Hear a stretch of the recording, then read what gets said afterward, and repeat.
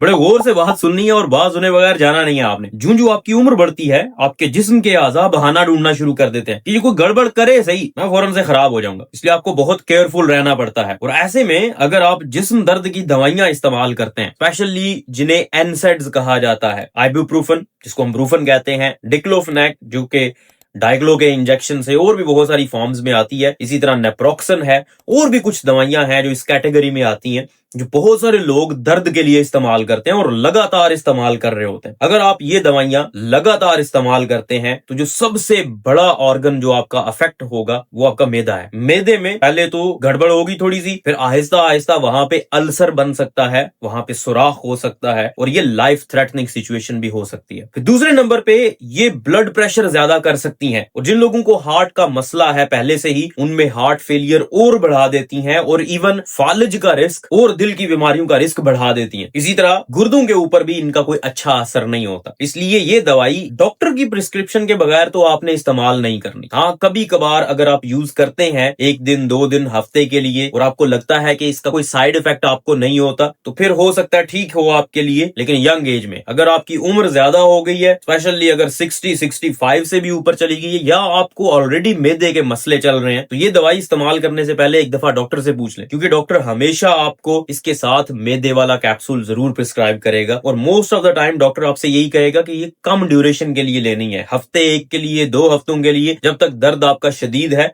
उसके बाद आपने इसको लगातार इस्तेमाल नहीं करना, क्योंकि इसके इतने ज्यादा साइड इफेक्ट्स हैं। इसके मुतबादल कुछ दवाइयां आती हैं जो टॉपिकल होती हैं। फॉर एग्जांपल, आपको अगर हाथ में दर्द है तो आप गोली खाने की बजाय यहाँ पे टॉपिकल क्रीम की शक्ल में आती है या जेल की शक्ल में आती है, वही वाली दवाई होगी, वो सिर्फ यहाँ पे ही असर करेगी, मैदे में नहीं जाएगी, खून के अंदर नहीं जाएगी। दर्द से छुटकारा पाना ऑफ कोर्स अक्सर औकात बहुत मुश्किल हो जाता है, स्पेशली ऐसे जो दर्द होते हैं जो बहुत क्रोनिक होते हैं, 3-3 महीने से ज्यादा टाइम हो गया, उनसे छुटकारा पाना काफी मुश्किल काम है। लेकिन ये दर्द की गोलियां उसका इलाज नहीं है।